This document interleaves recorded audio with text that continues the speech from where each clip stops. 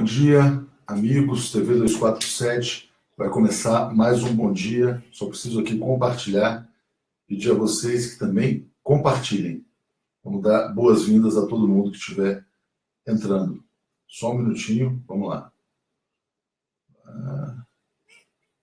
Maravilha, já vejo o pessoal chegando aqui.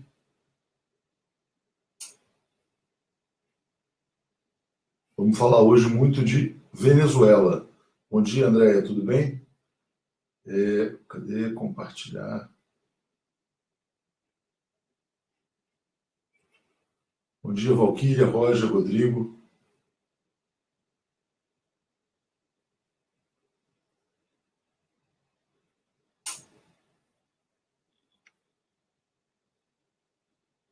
Deixa eu só jogar na página aqui do Léo.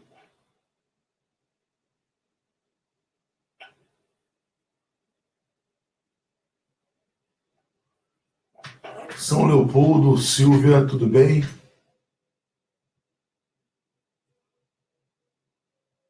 Bom dia, Graziela. Bom dia, Recife. Não sei se vocês viram os resultados lá das eleições na Venezuela, eleições municipais. A gente está com um correspondente lá, que é o Paulo Moreira Leite, trazendo notícias importantes. Opa, agora vai. Leonardo Stupa. Vamos lá. Acho que agora já está aqui. Bom dia, Rogério. Bom dia, Vanessa, Terezinha, Ivani, Maria Ivone, Luciano Costa, Ricardo Miranda, Marcelo Sansone, Samira. Deixa eu tirar o som aqui. Triângulo Mineiro, Monte Alegre. Lembrando que a família dos meus pais é de Uberlândia. Então, gosto muito do Triângulo também. Deixa eu só... Jean Calmon, Miriam. Vamos lá. Só botar aqui para entrar os comentários por aqui agora. Inês, Dulce, Ivete. As mulheres aí acordam mais cedo, né? Muito legal. Todo mundo aqui já. Daliane Morandi, chegando direto do cafezinho. Então, obrigado ao Wellington e ao Rômulus, né, por mandarem o público do Expresso da Manhã para o nosso 247. Eu não sei se eles falaram de Venezuela, mas eu queria começar com esse tema, porque, enfim, a gente está com um correspondente lá em Caracas, que é o Paulo Moreira Leite, vai trazer muita informação importante, vai estar de volta na quarta-feira. Estou pensando em fazer um programa especial com ele e também discutir muito esse tema nos debates. Houve eleições municipais nesse fim de semana na Venezuela. Então, queria trazer aqui o resultado para vocês, que é surpreendente, ou não sei se tão surpreendente, mas mostra uma força eleitoral muito grande do chamado chavismo.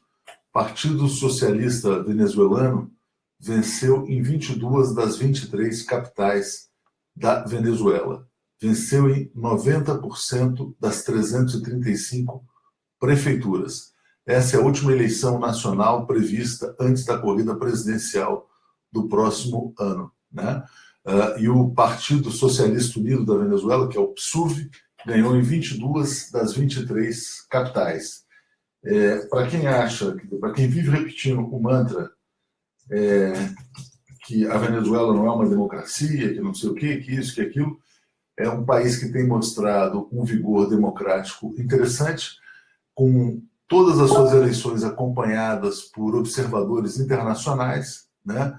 E, em muitas delas, a população expressando a sua predileção pelo chamado bolivarianismo. Sem entrar no mérito, se é bom, se é ruim, o que eu acho que a gente tem que levar em consideração é que o voto é soberano e as pessoas devem ser respeitadas, né?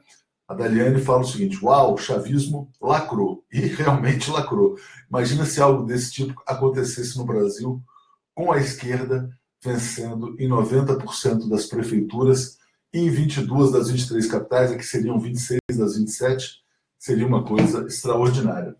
Mas o mais interessante dessa eleição é que a oposição decidiu não participar. A oposição venezuelana é muito curiosa. Quando ela acha que ela vai perder uma eleição, ela não disputa. E aí ela fala que o país é antidemocrático, que não tem democracia, chama observadores internacionais, pede ajuda dos Estados Unidos, pede ajuda do Temer, pede ajuda do Aécio, pede ajuda do Aloysio Nunes, né? E aí eles não vão para a briga no voto, né? Então, o que acontece? Essa eleição foi sabotada, como foi sabotada também a Constituinte na Venezuela, e aí a oposição que apostou, para quem não se lembra, a gente viveu um período de muita violência na Venezuela, de muitos protestos, de mais de 100 mortos, né? E mortos que não eram mortos pelas forças do Estado, mas majoritariamente pelas milícias oposicionistas, ou seja, houve podemos falar que houve um terrorismo político na Venezuela, e essas forças que patrocinaram o terrorismo não foram às urnas, não decidiram disputar. Certamente, daqui a pouco vão estar apelando a alguns vizinhos da América do Sul, a OEA, aos Estados Unidos, para que façam uma intervenção. E o chavismo, com 90% das prefeituras, né, vai estar lá dizendo que venceu legitimamente no voto. Deixa eu dar um bom dia especial para Coimbra. Coimbra se manifestou aqui, Navegantes, Santa Catarina. Então, eu queria também mostrar para vocês como que a imprensa brasileira reproduz o noticiário da Venezuela. Vocês não vão saber a verdade lendo a Folha, lendo o Estadão ou lendo o jornal O Globo. Começo aqui pelo estado de São Paulo. Maduro exclui opositores de eleição presidencial.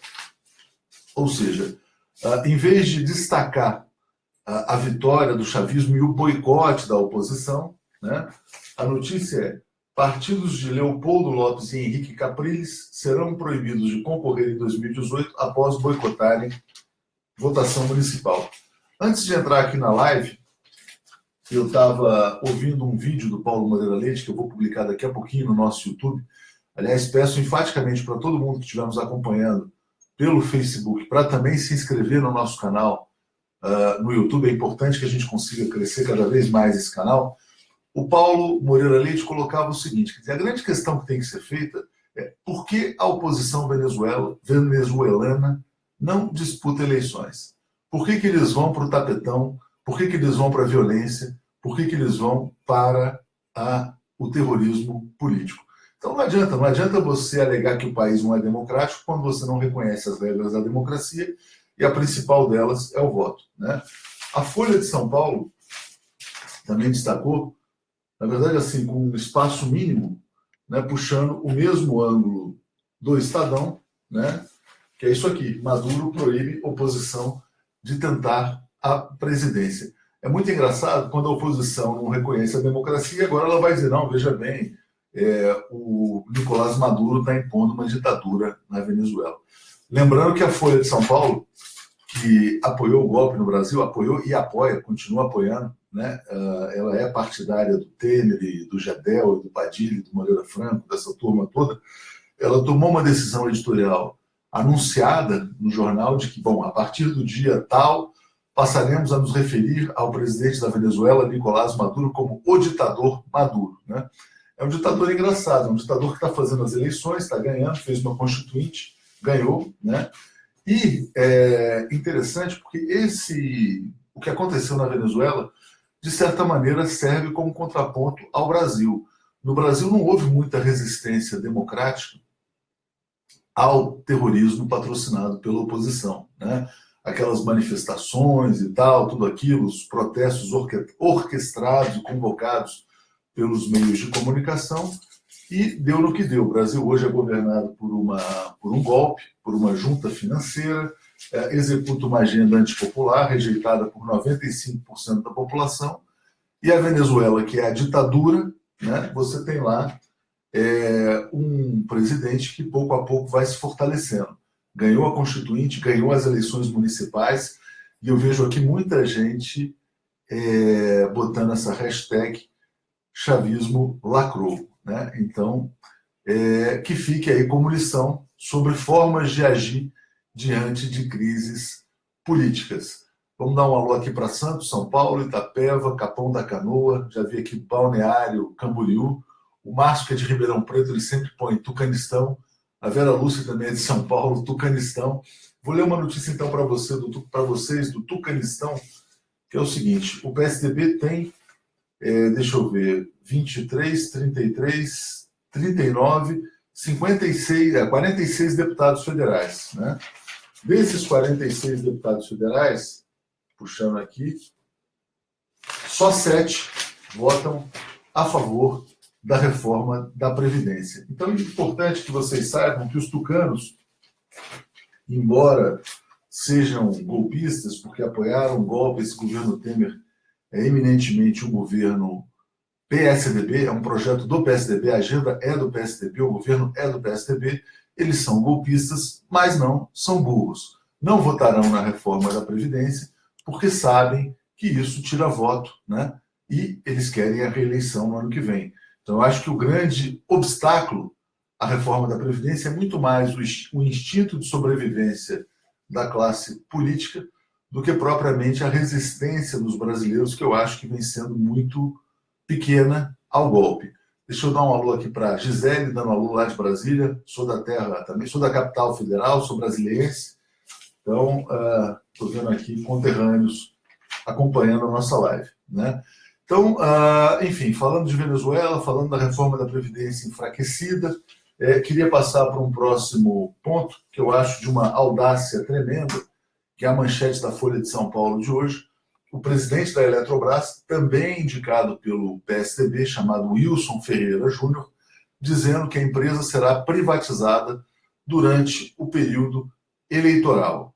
Olha o que a gente tem no Brasil, um governo ilegítimo que roubou o poder, assaltou a presidência, colocando à venda o sistema elétrico do Brasil, o que inclui, na verdade, não simplesmente as usinas, mas a gestão de recursos naturais, dos próprios rios, do sistema hidrológico, né, em plena campanha eleitoral. Lembrando que vários candidatos que estarão disputando a presidência são contrários à privatização da Eletrobras. Eu menciono 2, menciono o Lula e o Ciro Gomes, só para citar alguns mais relevantes, né?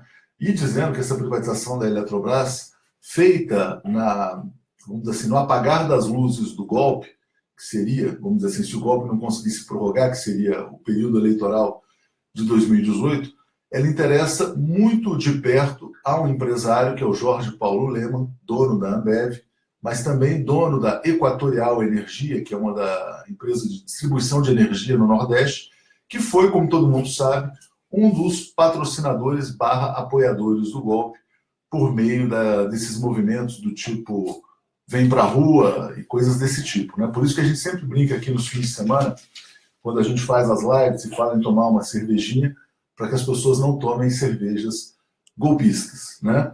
Então, você tem o Wilson Ferreira Júnior, né, presidente da Eletrobras, falando em privatizá-la nas eleições, e aí ele diz o seguinte: não, mas veja bem, isso aí não importa, porque isso aí é um negócio de 30 anos.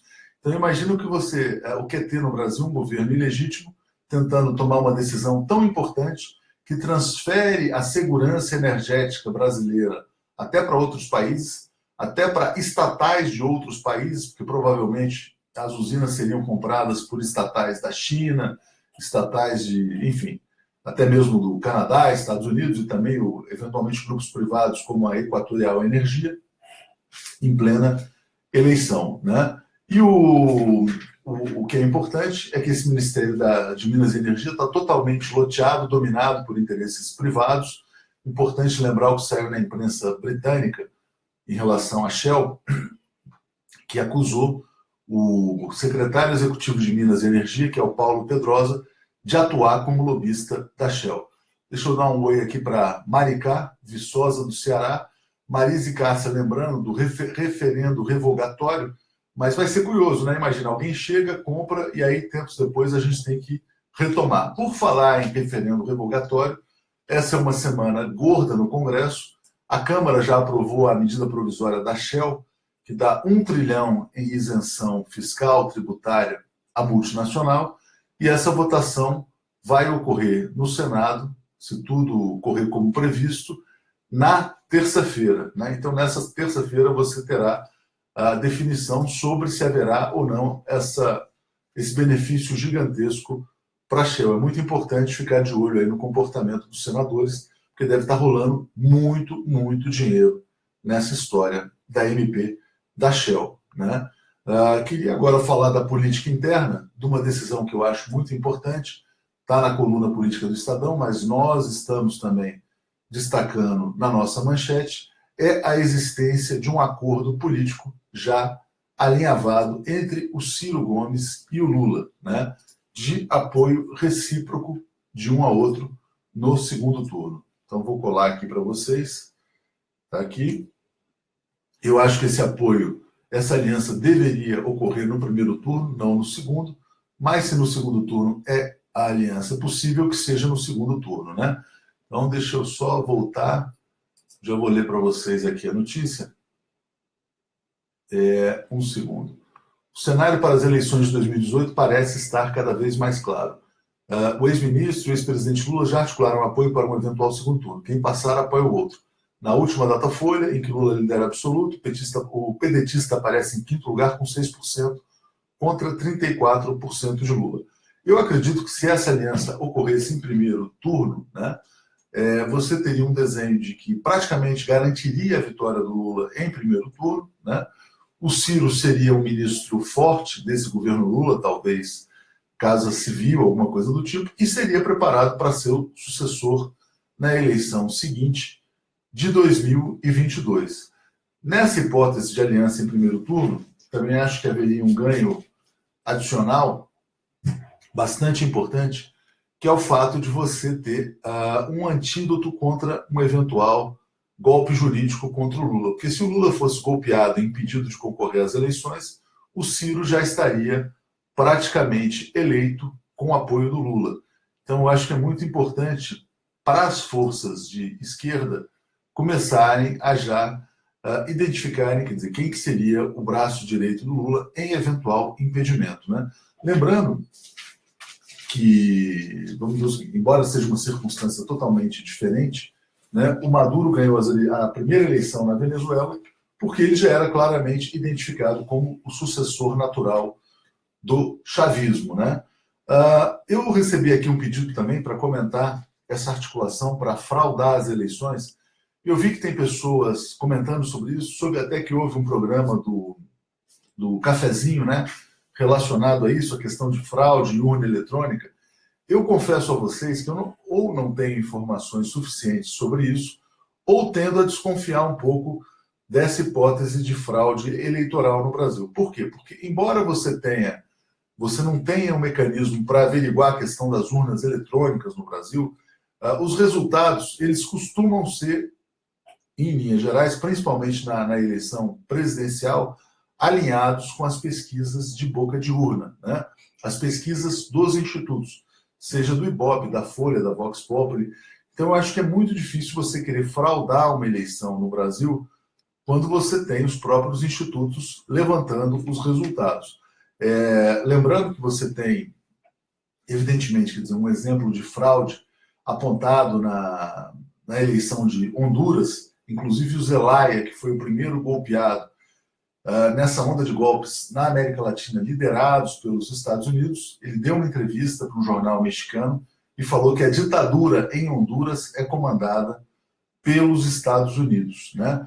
Mas eu tendo a desconfiar da possibilidade de fraude nas urnas eletrônicas aqui no Brasil, né? Eu acho que aqui a Beth Farias diz que pesquisa é o início da fraude, mas, bom, que seja, mas vamos imaginar que você tem uma fraude no Datafolha, aí você vai ter uma fraude também no Ibope, vai ter uma fraude no Datafolha, no Ibope e também na Vox Populi. Acho que a gente tem que ter um certo pé atrás, principalmente porque o Vox Populi ele tem feito pesquisas mais alinhadas com a realidade e tem feito pesquisas para a própria CUT, né, a Central Única dos Trabalhadores. Então, acho que teria que ser uma articulação muito complexa para você perpetrar uma fraude desse tipo. Eu acho que o golpe contra o Lula não viria de uma fraude eleitoral. Ele viria de uma outra maneira.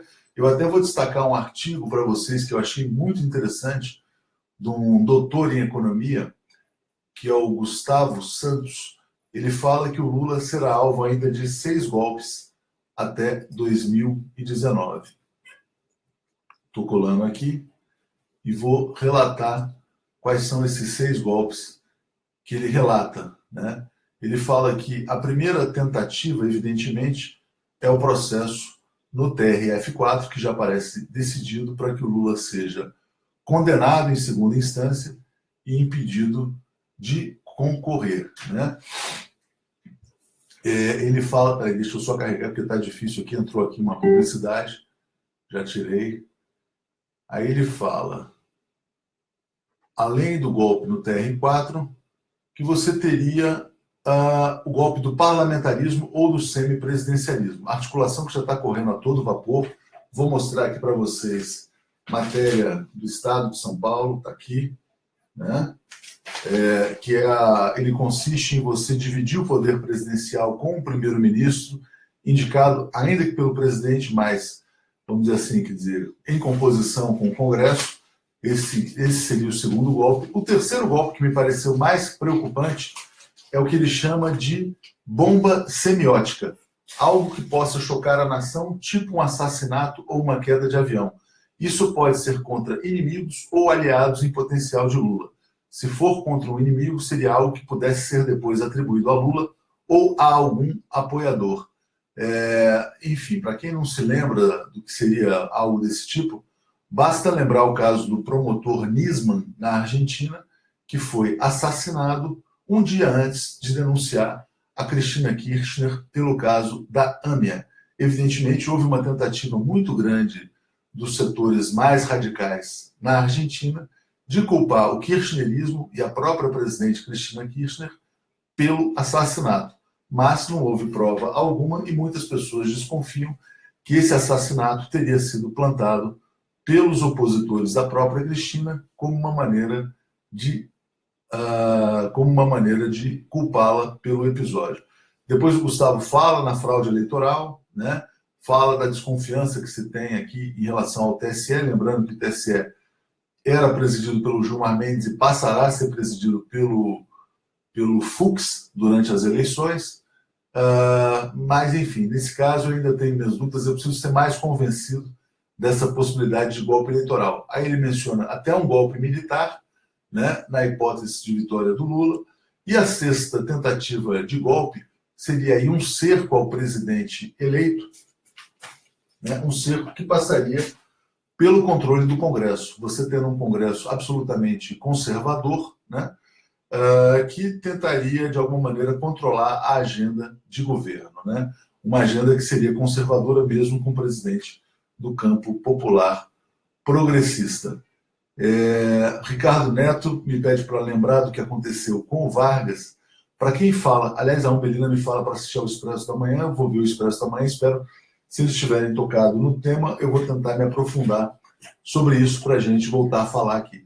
Sobre Vargas, que se suicidou, né, é muito interessante a gente recordar uma entrevista feita por nós, no 247, com o Pedro Celestino, que é o presidente do Clube de Engenharia, deu uma aula sobre a história do Brasil e disse que todos os episódios marcantes tiveram como eixo central a questão do petróleo, né? Então ele fala, Vargas se mata, assume o Café Filho, vice, que coloca como ministro da Fazenda o Eugênio Goudin, que era o pai do entreguismo no Brasil. E aí você tinha a própria questão de desfazer a Petrobras em discussão. Ele lembra que alguns generais impediram que a Petrobras fosse desmontada logo após o suicídio do Vargas. Então, esse projeto de transformar o Brasil em colônia vem de longe. As pessoas acham que isso aí é brincadeira, que não, que é paranoia, que é conspiração. Basta lembrar, né, hoje ninguém discute se o Brasil deve ter ou não ter indústrias. Mas esse debate já aconteceu no Brasil, no passado, onde você tinha o pai de todos os entreguistas, que era o Goudin, né, afirmando que o Brasil tinha que ser um país eminentemente agrícola, que tinha que se manter fiel à sua vocação natural. Então, essa é um debate recorrente, e a Eliane Paulino me lembra que o Brasil é colônia, ainda não deixou de ser colônia, e seria muito importante para que o Brasil se emancipasse efetivamente, que em 2018, na verdade em 2022, no bicentenário da independência, que ele fosse governado por um governo nacionalista, né, que tivesse figuras como Lula, como Ciro Gomes, e não por pessoas de caráter entreguista. Eu acho que esse é o principal recado de hoje, né? Vamos estar destacando aqui os bastidores dessa eleição na Venezuela. Tem um vídeo muito bom que foi mandado pelo Paulo Moreira Leite, explicando o que aconteceu, esse boicote, né, da oposição por lá. Vou estar puxando aqui daqui a pouquinho, vou compartilhar com vocês o link desse vídeo no YouTube, né? E, além disso, lembro a vocês que a gente tem hoje, às 5 horas da tarde, ao vivo, na TV 247, entrevista com o prefeito, ex-prefeito de São Paulo, Fernando Haddad, que acompanhou o Lula na caravana, inclusive lançou uma proposta lá de federalização do ensino médio, vai poder falar mais sobre isso conosco, vai falar sobre como sentiu o Lula nessa caravana no Rio de Janeiro e, evidentemente, vai falar também sobre a gestão, ou a falta de gestão do João Dória, né? Para a gente fechar, eu queria lembrar a fala do João Dória na convenção do PSDB em São Paulo, quando ele falou que é candidato a prefeito de São Paulo. Quer dizer, praticamente ele reconheceu que ele ainda não tomou posse como prefeito. Enfim, eu acho que isso aí é um ponto importante. Então, espero vocês todos às 5 horas com o Haddad. Coloco aqui o link da nossa campanha das assinaturas solidárias. Agradeço a todos vocês. Bom dia, bom trabalho. E estaremos juntos à tarde, não só com o Haddad, mas também com o Estopa, com o debate da noite, com participação especial do Eduardo Guimarães. Um abraço, bom dia a todo mundo.